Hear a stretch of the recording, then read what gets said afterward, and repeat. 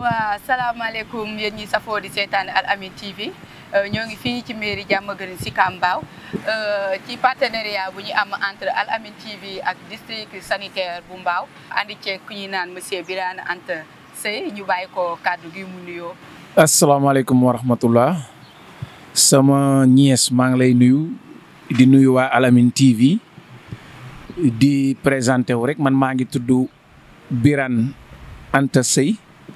maa ngi nekk conseiller municipal fii si mairie Diamaguène Sicap Mbao chargé de mission du maire Coumba Ndoffène Fall mais tey maa ngi ñëw di waxtaan ak yéen ci fonction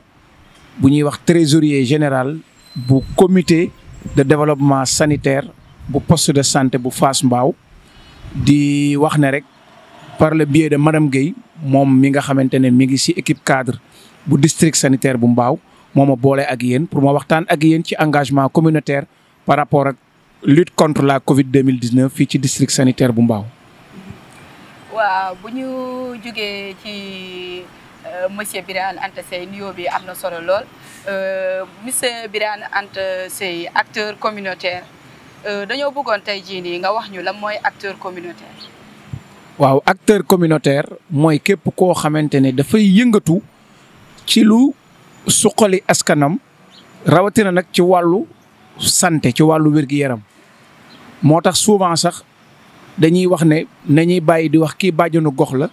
kii relais de santé communautaire la kii membre comité la nañu boole ñëpp rek wax leen ay acteurs communautaires munoo ci génne aussi délégué de quartier yi imam yi bàjjenu gox yi ASC yi ñi yore ay association de développement donc ñooñu ñëpp dañ leen di wax ay acteurs communautaires mooy koo xam ne dafay liggéey ci goxam te xaaru ci dara maanaam da koy def volontairement di ci xëy di ci gontu te wax dëgg yàlla du ci xaar dara loolu la ñuy wax acteur communautaire moo tax bu ñuy wax engagement communautaire suñu xel dafay dem ci li ñuy wax acteur communautaire. réponse bi am na solo lool monsieur Birane acteur communautaire kon ni nga ko waxee liggéeyam am na solo lool ci réew mi ak feebar bi fi mu toll nii mais yan jéego ngeen jot a def depuis ba corona bi duggee ci Sénégal ba léegi ak léegi. waaw soxna si question bi am na solo lool moo tax dinañ ko sawar a tontu donc yàlla def na ñun balaa Covid bi di ñëw sax wax naa ko sànq ay acteurs communautaires lañu. ci terrain bi la ñu nekkoon dañ doon xëy di ànd ak suñu poste de santé ci jafe-jafe yi ñu am ci wàllu vaccination jafe-jafe yi ñu am si wàllu consultation postnatal jafe-jafe yi ñu am si wàllu consultation prénatal jafe-jafe yi ñu am ci planification familiale yi ñu am si wàllu gynécologie yi ñu am si wàllu bépp service bu ñuy def ci poste de santé wala centre de santé rek wax dëgg yàlla ICP bi bu xoolee ne am na si jafe-jafe. surtout bu ñu génnee monitoring dañuy woo wax ñu ñun kat am nañ jafe-jafe surtout si wàllu ñàkk bi gis nañ ne vaccination bi amul couverture maanaam xale yi waroon ñàkk yëpp ñëwuñu ñàkku dama si joxe exemple rek. wala ñu ne moustiquaire am na dañ ko war a distribuer parce que temps yi sibiru bi bëri na ak yeneen maanaam jàngoro yoo xam ne dañuy taxaw di ci joxe suñu contribution. donc loolu day wane ne rek ñun yàgg nañu liggéey avant Covid bi di ñëw. bi mu ñëwee aussi je pense que li ñu njëkk a def ànd ci ak district bi parce que aussi comme ni ma koy waxee santé pyramide la boo ñëwee au niveau local au niveau arrondissement dañu am li ñuy wax district sanitaire de Mbao ñu am nag commune bu nekk ay poste de santé donc man poste de santé Fass Mbao bi ma bokk bi mu amee convoqué nañ ñu fii ci district sanitaire bi su may wax ñun mooy ICP bi ak secrétariat exécutif bi mooy président bi secrétaire bi Moussa Diouf ak adjoint am Robert Modou Fall ak man trésorier bi ak Kiné Fall aussi moom mi nga xamante ne moom mooy suñu trésorier adjoint mais ki yore aussi conseil de direction bi parce que maa ngi koy wax sànq ne leen santé léegi comme compétence transférée la communes yi dañu am ay représentants ci poste de santé yi ci comité de développement sanitaire yi. donc maire yi am nañ fu nekk ku ñu yebal ñu leen di wax le président du conseil de direction pour le poste de santé de Fass Mbao mooy Cheikh Tidiane Kharma yàlla def bi mu amee ñun ñu daal di waxtaan ne comme lii am na te nit ñi woote nañ ñun nañu fexe aussi ñu taxaw. donc ci la ñu district woo formé ñu parce que booba ñëpp dañ doon dégg coronavirus ku ko dégg sax da ngay laaj lan mooy corona. donc ci leen ñu formé wax ñu feebar bi nu mu tudd fu mu jóge lan moo koy joxe naka lañ koy maytoo donc renforcer suñu capacité en général. biñ fa jógee ñu taxawal aussi ci district bi benn comité de lutte contre la Covid-19. comité bi nag sous-préfet moom moo koy jiite mais médecin chef bi docteur Diamboune Ndour ma koy nuyu de passage moom moo nekk coordonnatrice bi. donc maire 5 communes bi yëpp si la ñu bokk CDS yi si la ñu bokk imam yi si la ñu bokk délégué de quartier yi bàjjenu gox yi ASC yi acteurs communautaires yëpp en général. mais yemuñu foofu ñu ne nag nañu dellu suñu poste de santé yi ñun tam ñu taxawal ay comités locaux du moins. donc poste de santé bu nekk nga dem comme nit ñu ko defee fii ñu woo suñu imaam yi woo suñu bàjjenu gox yi woo suñu relais yi woo suñu jeune ASC yi mais woo képp kuy personne ressource ku nekk ci koñ bi directeur école yi ñi yor daara yi daal di waxtaan ak ñoom wax leen li ñu jëlee fii partagé ko ak ñoom former leen ñoom aussi ci lan mooy Covid 19 booba corona sax lañ doon wax. donc biñ leen formé ñu daal di taxawal ñun tam suñu comité bi nag comme liñ ko waxee commencé dugg si dëkk bi parce que ku taxawal comité da ngay def plan d'action si lañ taxawal suñu plan d'action wax ne si 3 mois yi bëgg nañ def activités yi mu bokkoon ci ay réunion communautaire bokkoon ci ay mobilisation sociale bokkoon ci ay caravane bokkoon ci ay ay démonstration sur le lavage des mains parce que boobu sax nit ñi waxaguñu woon masque booba takk masque sax kenn waxagu ko woon doon dem ci askan wi wax dëgg yàlla def activités yii yëpp parce que dañ amoon plan d'action donc ñun booy xool def nañu lu bëree ci ay VAD def nañu lu ëpp ay 3000 VAD booba VAD rek nga mënoon def dugg ci kër yi laaj nit yi seen xalaat waxtaan ak ñoom sensibiliser leen. def nañu aussi ay causeries parce que dem nañ fekki groupement yi dem nañu fekki association de jeunes yi fekki nañ grand place yi dem nañ ci école yi ak élèves yi def nañ foofu ay causeries. yamuñu ci loolu comme amoon nañ ay imam yi aussi def nañ ay serment maanaam chaque vendredi. balaa ñuy julli dinañu waxtaan ci lan mooy coronavirus naka lañ koy méttoo naka lañ koy joxe mais booba mesure barrières yi ñu ngi ci gënoon xam lavage des mains bi raxas loxo yi ak ndox ak saabu respecter distance physique yi après le masque bi doog a ñëw dugg si. donc bi ñu tolloo foofu aussi ba mu metti ba nit ñi commencé di ñàkk seen bakkan ba président jël décision aussi ñu décréter état d'urgence si la ñu doog a gën a taxawal sax mesure barrières yi. donc si lañ ñu commencé aussi gën a yokk sensibilisation bi mais nag ñu changé parce que mënatuñu woon di def comme niñ doon defee parce que léegi dañ ñuy laaj ñu respecter distance yi takk ay masque moo tax ñu mujj jóge ci yi ñu doon def yëpp def léegi li ñuy wax ay VAD sécurisé. loolu nag ànd nañ ci ak partenaires yu bëri d'abord ak mairie bi parce que bi affaire bi commencé metti rek mairie bi moo njëkk a jóg ñëw fekk ñu si poste de santé bi jox ñu équipement yu am solo ay matériel de protection. surtout rawatina ay produits d'entretien mais may ñu ay médicaments yu bëree bëri parce que période boobu nit ñi commencé tuñu ñëw ci poste bi te bu ñu ñëwul jaayu ñu ticket nit ñi ñëwuñu def ci ay prestations du ñu am xaalis donc garab yooyu moom moo ñu doon dimbali. mais également district dimbali nañu aussi parce que période boobu nit ñi ngi soxla ay thermoflash ñi ngi soxla ay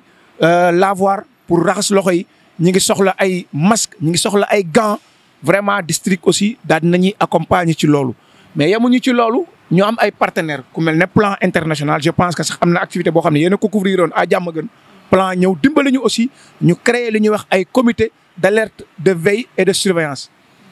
donc comité yooyu aussi daal di jël relais yi formé waat leen ñu delluwaat ci terrain bi defaat ay VAD sécurisé mais surtout nekk ay comité d'alerte et de veille parce que booba nit ñi commencé nañ am xam feebar bi nit ñi commencé nañu ragal ku feebar doo dem faju ji da ngay toog sa kër. donc boobu aussi comité bi dañ doon dugg ci kër gi di fekk nit ñi bu ñu gisee waxtaan ak yow nga am signe rapidement ñu ñëw informer ICP bi informer district su ko defee ñu daal di jël disposition yëpp pour fexe yóbbu la prélever la su fekkee cas contact nga ñu yóbbu la daal di lay xool nu ñu lay prendre en charge. donc en résumé vraiment poste de santé bu Fass Mbao ànd na ak district sanitaire bu Mbao def activités yu bëri bi ñu tolloo ci wàllu masque aussi je pense que foofu la activités yi gën a intense boobu formé waat nañ ñu. gën ñu xamal décision bi lan la autorités yi édicté autorités sanitaires yi si wàllu respecter distance yi mais wàllu takk masque yi donc amoon na jafe-jafe parce que moment boobu amuñu woon ay masque donc si la ñu def lu ñuy wax action communautaire engagement communautaire je pense que ñun bokk nañ ci ñi ko njëkk a génne ñu dajale waat suñu comité boobu Fass Mbao dañu am lu ñuy wax un grand conseil de quartier dañu am ñetti sous quartier Fass Mbao 1 Fass Mbao 2 Fass Mbao 3 bu nekk dafa am conseil de quartier ñu dajale ñetti conseils yooyu tuddee ko grand conseil de quartier. grand conseil de quartier bi jënd lavoir de main yu mel nii defar ay masques aussi dem ci marché bi dem ci école yi vraiment distribuer ko ci kër yëpp ba nit ñi vraiment mën a protéger wu si Covid bi mais également bi ñu lu ñu gën a avancer rek comme maladie bi elle est dynamique elle n'est pas statique dafay évoluer à chaque fois buy évoluer da ngay gis dañuy changer de stratégie donc stratégie bi à chaque fois bu changer ñun suñu poste de santé Fass Mbao ànd ci ak district ak équipe cadre ñoom madame Guèye changer nañu stratégie pour adapter wu ci stratégie bi donc présentement fi ñu toll nii ci engagement communautaire la ñu toll te su ma juumul yëg ngeen programme boobu avec l'anthropologue professeur Niang chercheur bi ci partenariat bi mu def ak ministère parce que dañ jàpp ne Dakar mooy épicentre feebar bi Dakar ñoo gën a dëgër bopp rawatina jeunes yi donc si biir loolu ñun amoon nañu 8 encadreurs ak 80 volontaires yoo xam ne avant tabaski bi ak après tabaski bi dugg nañ ci kër yi waxtaan ak nit yi laaj leen seen xalaat lu tax duñu takk masque may leen sax ay masques yoo xam ne ONG Plan moom moo ñu ko mayoon. donc pour dire simplement que poste de santé de Fass Mbao joxe na contribution bu baax a baax à travers l'engagement communautaire ci pandémie bi. réponse yi am na solo loolu mais nga yaakaar ni tamit le fait que poste bi joxe contribution daal di sensibiliser population bi ndax sensibilisation bi tamit desul par rapport ak par exemple yaa ngi wax si sa wax ni que da ngeen di dem ba ngeen di duggaat ci biir kër yi di xool dugg ci population bi pour di xool ñu am signe yeeg yooyu noonu nga yaakaar ni ndax sensibilisation bi nekkul mooy lu des ba population bi ragal a jéem dem ci hôpital bi sax même seen feebar yoo xam te ne bokkul ak coronavirus. waaw merci beaucoup xam nga. foofu dañuy interroger un peu la communication de l'État ak seen stratégie booy xool ñoom dañuy changer stratégie d'un moment à l'autre parce que dañuy dem ba xam ne lii ñuy jox nit ñi gëmuñu ko ñu bëgg a jóge ci feneen dem ci leneen booy xool communication bi ñëpp xam nañ ne dafa amoon problème mais tey jii ñëpp d'accord nañ ne stratégie bi gën a efficace mooy engagement communautaire maintenant engagement communautaire nag mënoo def lu dul prévention sensibilisation maintenant boo xamee aussi activité de sensibilisation wala de prévention nit ki doo ñëw rek nga sensibiliser ko mu changer comportement dañuy wax sax bu gàttee ba gàtt fukki fan ak juróom la war a jël pour que nit ki nga koy wax bàyyi lii mu doog ko bàyyi ñëw fekk si la dama siy joxe exemple bu gën a ndaw tey jëlal paludisme mooy siburu mais nit ñi biñ demee ba xam ne boo tëddee si moustiquaire doo siburu mais tey loolu nekkatul problème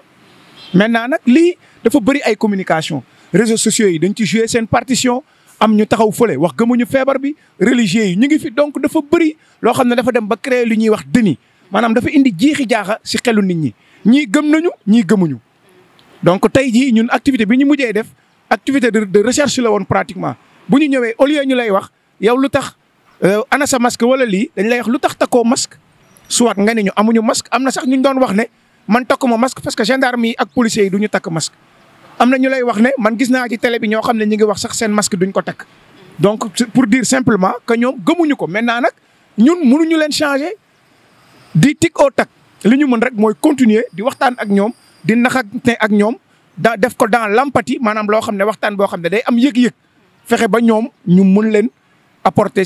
ñu mën leen amener à un changement de comportement positif fexe ba ñu ngi koy teg wax dëgg yàlla avant ñu doon dem ci terrain bi. metti woon na mais wax dëgg yàlla bi ñu duggee ci terrain bi am nañ ay vidéo yoo xam ne wan nañ ne nit ñi engagé wu nañ pour takk masque parce que dañ leen wax ne masque bi moom rek moo la mën a protéger ensuite sensibiliser leen si ñi muy def ñi nga xam ne dañu vulnérable personnes vulnérables yi d'abord mag ñi la mais ñi nga xam ne dañoo am ay maladies chroniques lu mel ne ay diabète ay hypertension ay asthme ñooñu booy xool ñooñu lay gën a yóbbu beneen bi mooy ñi nga xam ne dañuy feebar toog si kër gi duñu dem ba affaire bi gañe leen ñu doog leen yóbbu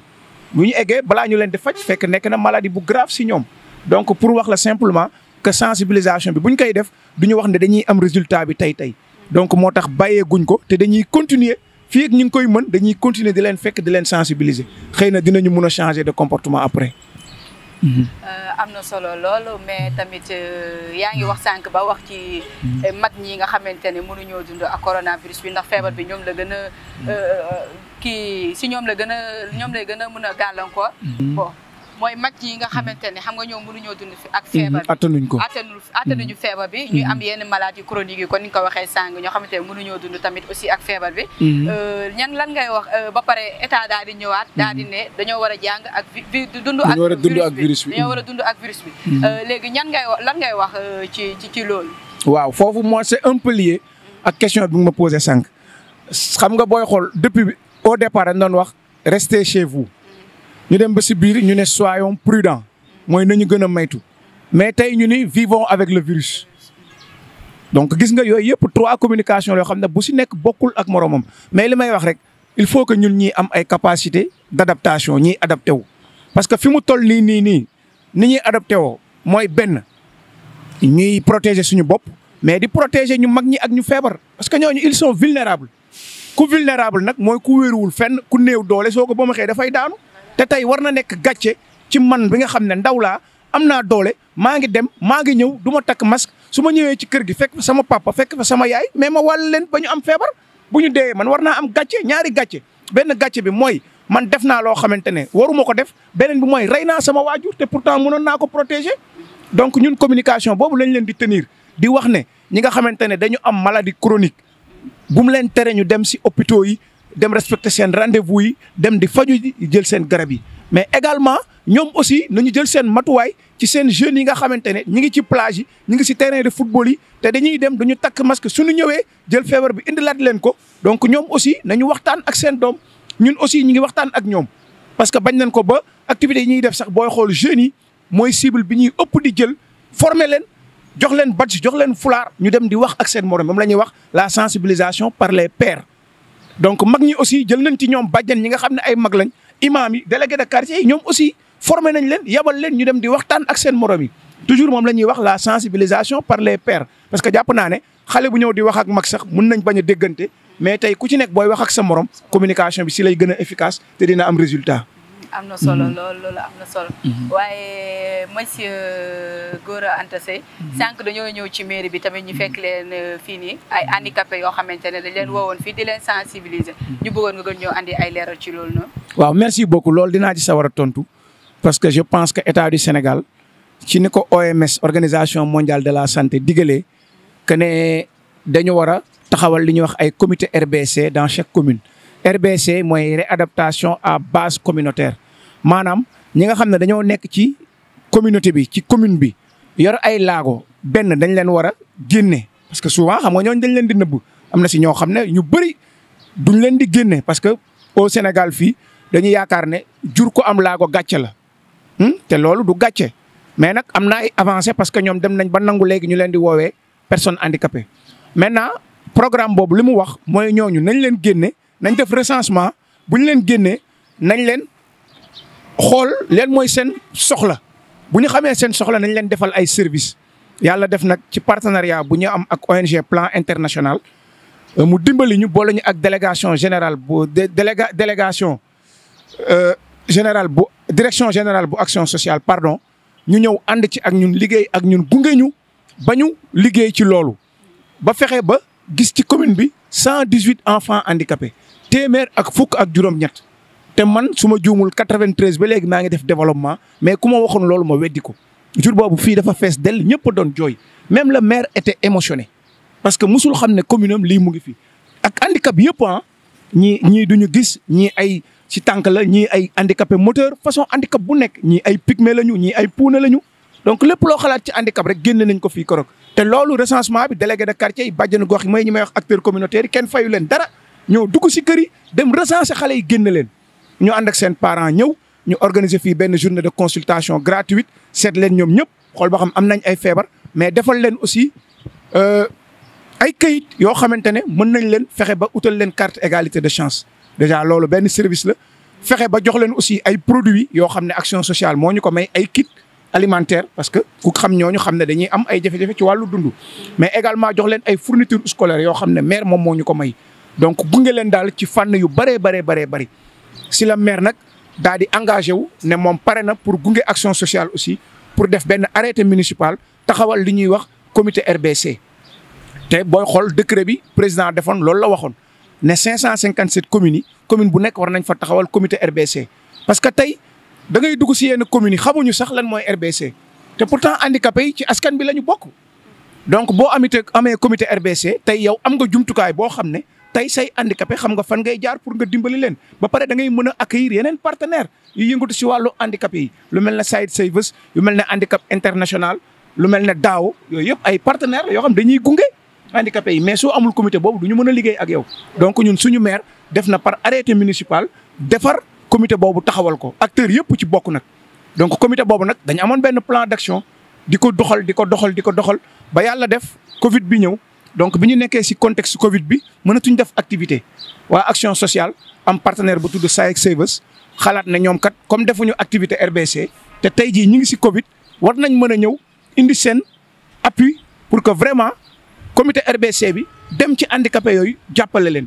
parce que ñëpp xam nañ ne tey masques yi déggoo fenn fu ñu leen ciy tuddee déggoo fenn fu ñu leen di joxe ay produits d'entretien ñiy def ay sensibilisation duñ dem sax ci ñoom parce que duñ leen gis comme ñun yàlla may nañu xam nañ leen xam nañ fi ñu nekk. may nañ ñu ay gel may nañ ñu tey gel bu bari may nañ ñu masque yu bari may nañ ñu saabu bu bari may nañ ñu madaar bu bëree bari donc loolu tey ñun dinañ mën a dem ci ñoom waxtaan ak ñoom si bien que sax ñoom xam naa ne ñi ciy gën a bariwul mais ci askan bi la ñu bokk mbaam tuuti na mais si jur gi la bokk. donc bu ñu leen demee seeti def ak ñoom ay VAD wax leen lan mooy feebar bi naka la ñuy gën a maytoo mais jox leen ay masque su ko defee ñoom ñu mën a takk masque yi jox leen saabu ñuy mën di raxasu wax leen day leen respecter distance yi. donc moo tax tey direction action sociale ak seen service yëpp fii la ñu yendu ànd ak ñun ak suñu maire ñu def cérémonie bi def lancement ñu jox ñu matériel bi donc xam naa ne ñun fii ak demain wala après demain comité bi dina daje su ko defee ñu daal di xool ñan la ñu war a dem ci ñoom waxtaan ak ñoom pour jox leen matériel boobu donc tey activité boobu la ñu def. waaw réponse bi am na solo lool ndax dañoo ñëw fii fekk fii tey jii ay handicapé yu fi andi woon di leen sensibiliser mu doon lu am importance nga xamante ne population bi doon na lu ñu soxla lool parce que dëgg la handicapé yi ci réew mi lañu bokk te ñoom tamit dañ leen war a di woo ci xeex bi ndax ñu mun cee jàpp ñu ànd ci ñu protéger leen tamit waaye tamit ban message ngay jox jeunes yi nga xamante ne kon ko ba Covid 19 bi ñëwee ci dëkk bi ba léegi. am na jeunes yu bari yoo xamante ne tey jii duñ nangoo takk masque yi wala naan dañuy continuer di dem ci plage yi jeunes yoo xamante ne boo nee feebar bi am na ñu ne la amul daal làkk politique ban message nga leen di jox ngir ñu mun a dimbali tamit seen parents yi nekk seen kër ndax ñoom ñi bu ñëw la mun a yóbbul feebar bi ndax mag yi duñ dem. merci Fatou je pense que question yi nga ma posé yëpp bii mooy question bi ma gën a neex pour plusieurs raisons parce que xëy na man samay at xaw na bari mais ba tey ci jeunes yi laa nekk parce que damay ànd ak ñoom beneen bi mooy tey fi ñu toll nii cible bi ñoom la donc tey soo ma laajee si ban message clé laay lancé ci jeunes yi dinaa si sawar lool message bi jiitu mooy ñu xam ne Sénégal dëkk la boo xam ne li ko gën a composé ay ndaw lañu te ndaw moo am doole. ndaw moo toll ci jàng ndaw moo am xam-xam te ndaw mooy yaakaaru ëllëg waaye nag ndaw mënul dem sans mag te fi ñu toll nii situation bi ñu toll dañoo wax ne vulnérabilité bi bokk na ci problème yi soo xoolee ñeenti fan yi ñu génn bu néewee ba néew li ñuy wax cas communautaire day romb 100 yi di dem te loolu foog naa ne ndaw yi am nañ ci responsabilité. moo tax li ma leen di wax mooy nañu gën a am le sens de la responsabilité mooy ñu xam lan moo leen war ñu assumer ko beneen bi mooy ñu xam ne ay patriotes lañ dañu war a am le sens du patriotisme mais nañu gën a nekk ay citoyens maanaam bokk ci ñiy defar dëkk bi ba loolu moo tax dañu war a am plus de vigilance que ñu gën a prudent ñu moytu dem ci plage yi ñu moytu dem ci terrain de football yi nous sommes en guerre comme ni ko président waxee ku nekk ci guerre nag da ngay fexe xool nooy protéger nit ñi donc ñoom nañu moytu di dem ci bërëb yi ñuy tere nañuy takk masque yi nañuy respecter distance physique yi bu ñu génnee bu ñu ñëwee nañuy raxas seen loxo ak ndox ak saabu suñ ko amul nañu utiliser gel alcoolique ngir yàlla ñu leen di tàllal suñu loxo parce que ñun ci ñoom lañu bokk. jeune mooy yaakaaru réew te nañu bàyyi di wax ne mag ñi rek lay rey gis nañ ay jeunes yu mu rey donc nañu protéger seen bopp nañu protéger mag ñi nekk ci kër gi mais loolu yëpp problème de responsabilité la nañu gën a nekk ay responsable xam ne ëllëg ñoom dañu war a jàng dañu war a fonder une famille dañu war a nekk ay responsable ñoom ñoo war a doxal réew mi ëllëg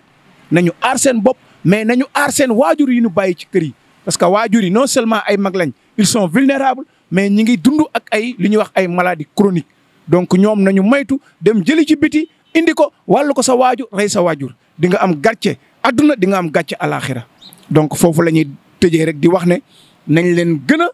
concentré wu nañu gën a vigilant nañuy takk masque yi. waaw message bi am na solo kon nu nga ko waxee président nu nga ko waxee tamit nee na nous sommes en guerre sanitaire donc ñun jeunes yi ñun ñooy nekk ji magu ëllëg donc nañu bàyyi xel bu baax tey moytu feebar bi te ñu xam ne bu ñu ko yóbbulee suñuy parents ñàkk suñuy parents dina nekk ñaari problème donc dañ lay bàyyi rek waxtu bi daf ñoo dab mu joxe kàddu gu mujj bi. waaw merci beaucoup mooy li ma wax sànq rek fàtte interpeller sama jeunes yi nekk ci mouvement nawetaan bi aussi. dégg naa seen président Amadou Kane mu ni ren amul nawetaan man jàpp naa ne nawetaan day am football moo dul am mais dina am ay activités d'assainissement activité de reboisement activité yoo xamante ne wax dëgg yàlla de développement lay nekk. te ñun pare nañu aussi pour ànd ci ak ñoom ci loolu donc di sant ñëpp di jiital ci sant bi docteur Diambogne Ndour parce que moom mooy suñu kilifa ci wàllu santé mais également madame Guèye mi nga xam ne mi ngi ci équipe. cadre bu district nekk ak ñun di liggéey ak ñun ci lépp luy santé communautaire di sant aussi poste de santé bu Fass Mbao bi ma jugee di si jiital secrétaire exécutif bi su ma ko lim naa ñëpp mooy Moussa Diouf di nuyu le président du conseil de direction Cheikh Tidiane Kharama moo fa toogal maire di nuyu aussi technicien bi fa nekk Mame Leyna Diatta madame Diatara di nuyu aussi fii ma leen dalal si commune Diamaguène Sicap Mbao di wax ne l'excellent maire monsieur Coumba Ndoffène Fall ñu ngi lay nuyu di la sant di la gërëm gis nañ bi Covid bi tàmbalee ba léegi li nga ci def te pareeguloo sa engagement dañ koy saluer di la sant di la gërëm bu baax a baax di mujjee nag ci waa Al Amine TV di leen wax ne stratégie bi kenn mënu ci génne communication. parce que lu ñu mënti wax ci communication lay terminer ci lay commencer ci lay terminer parce que nit ñi il faut ñuy wax ak moom même ñun acteurs communautaires yi communication la ñuy def donc yéen. communication bi ngeen di def mooy tax nit ñi wax dëgg yàlla di mun di ko déglu di ko seetaan di changer de comportement dama ciy joxe chaque fois exemple district bu Yëmbal parce que man dama nekk ci programme de lutte contre la tuberculose damay liggéey ak ñoom district bu Yëmbal gis naa ne à travers les réseaux sociaux réglé nañu seen problème donc Mbao aussi gis naa ko mi ngi dans ça ma leen di féliciter di wax Al Amine TV soyez plus présent occuper leen terrain bi communiquer leen gunge leen askan bi jouer leen seen partition comme niñ ko waxee rek guerre la ku nekk dafa am lu mu war a indi donc di leen sant di leen gërëm di leen ñaanal yàlla bu baax seen organe bi yàlla na dem ba nekk télé bu mag a mag ba ñëpp di ko dégg parce que bi mooy deuxième fois foog naa may am occasion di ngeen may jox micro may wax te suivre naa aussi seen production day nekk une production de qualité donc loolu ñu ngi leen ciy sant ñu ngi leen ciy gërëm bu baax a baax di sant ñëpp di gërëm ñëpp aussi di ñaanal ñëpp di wax mbas mi yàlla na ko fi yàlla jëlee ci kattanu borom bi ci barke Sëñ Touba Mbacké. waa jërëjëf tonto Birane di la jaajëfal bu baax a baax ci ànd bu ñu ànd ak yow ci émission bii nii nga dalal ñu fii ci Diamaguène Sicap Mbao seen mairie bi ànd ci ak district sanitaire bu Mbao lëkkaloo bu ñu am ak Al Amine TV. waaw di leen jaajëfal yéen ñi safoo di seetaan ci seen émission sunu biir ci Al Amine TV di jaajëfal sama technicien yëpp di leen wax ngeen abonné ngeen xaaraat ñu ci yeneen émission jaajëf ba beneen yoon